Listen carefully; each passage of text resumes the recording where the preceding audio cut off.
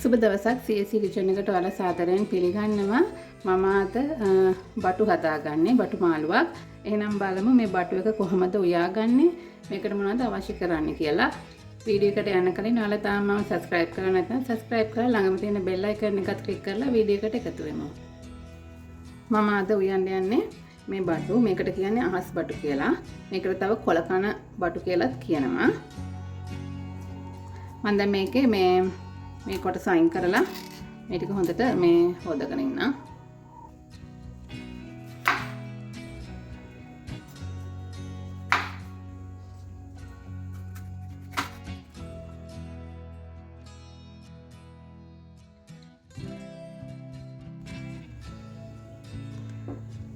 මම මේ බටු ටික මේ හොඳට සෝදගත්තා. මේ බටු ගන්නකොට මේ ලපටි බටු ගන්න මේ මෝරච්ච ගන්න එපා. මේක මේ මෝරනකොට මේක දුඹුරු පාට වෙනවා. වටේ දුඹුරු පාට වෙලා නිකන් ඉරි තැරිලා වගේ ට්‍රැක් වෙලා වගේ එහෙම වෙනවා. ඒ වගේ බටු ගන්න එපා. මේ ලපටි බටු ගන්න.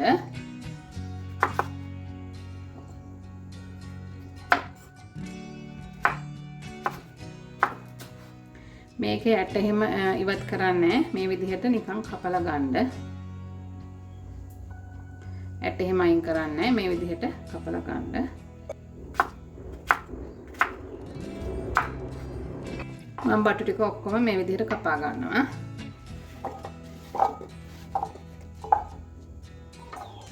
මම දැන් බටු ටික මේ විදිහට කපා ගත්තා. ඒකට මම කරපිංචා ටිකක් එකතු කර ගන්නවා.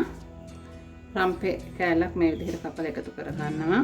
ආ මිරිස් කරල් දෙකකුත් එකතු කර ගන්නවා. ලුණු පොඩි ලුණු ගෙඩියකුත් මේ විදිහට කපලා එකතු කර ගන්නවා.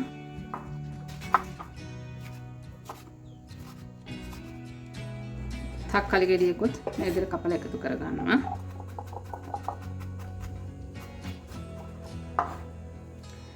සුදු ලුණු බික් තුනකුත් කපා ගත්ත මේ විදිහට ඒක අපි පස්සේ එකතු කරගමු.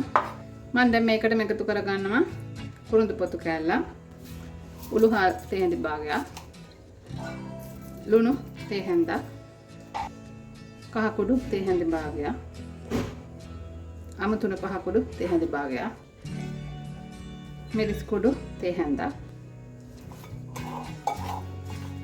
මම මිරිස් කුඩු තේ හැඳි භාගයක් විතර තව එකතු කර ගන්නවා. ඒක මම තෙලට දාගන්නේ.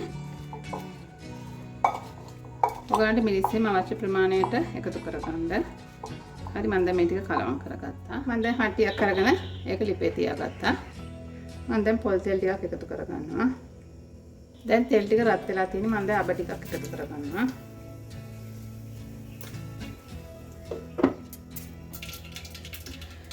හරි අබ ටික දැන් පුපුරනකම් මම වහලා තිබ්බා. ඊළඟට මම සුදු ලුණු ටික එකතු කරගන්නවා. සුදු ලුණු ටික මේ විදිහට රන්වන් පාට වේගන එනකොට මම මේකට මිරිස් කුඩු තේ හැඳි භාගයක් එකතු කරගන්නවා.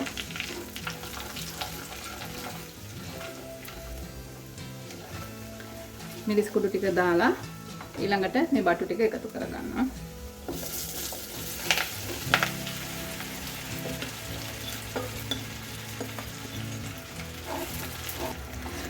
හරි මම දැන් මේක හොඳට කලවම් කරලා ඊළඟට මේකට පොල් කිරි එකතු කරගන්නවා. මේක තැම්බෙන ප්‍රමාණයට කිරි එකතු කරගන්න.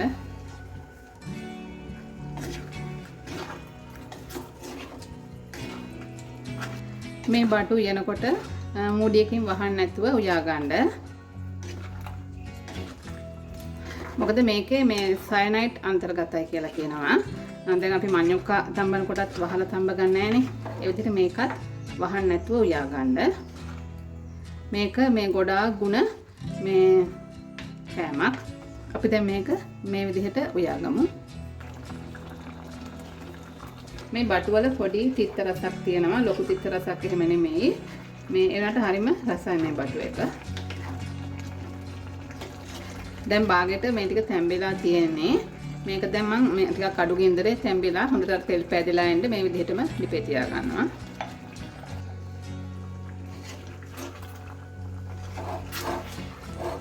සැරේට චුට්ටක් මේක දෙනකන් කලවම් කරගන්න. මම විනාඩි 2-3ක් විතර තව මේ විදිහටම ලිපේ තියා ගන්නවා.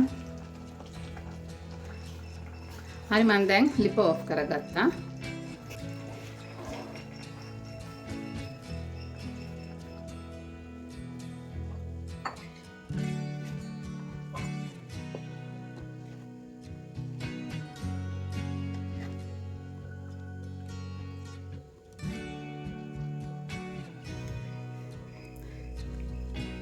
හරි මේ තියෙන්නේ මම හදාගත්ත බටු එක. මේ බටු එක හරිම රසයි. ඒ වගේම ගුණයි. මේක තිත්ත රසක් තියෙනකොට එහෙම ලොකු තිත්ත රසක් නෙමෙයි. මේ වගේ බටු තියෙනවා නම් හදලා බලන්න. වීඩියෝ එක හොඳ නම් ලයික් කරන්න, ෂෙයා කරන්න, කමෙන්ට් කරන්න. නැවත වීඩියෝ එකකින් හම්බ වෙනකන් ඔයාලට සුබ දවසක්.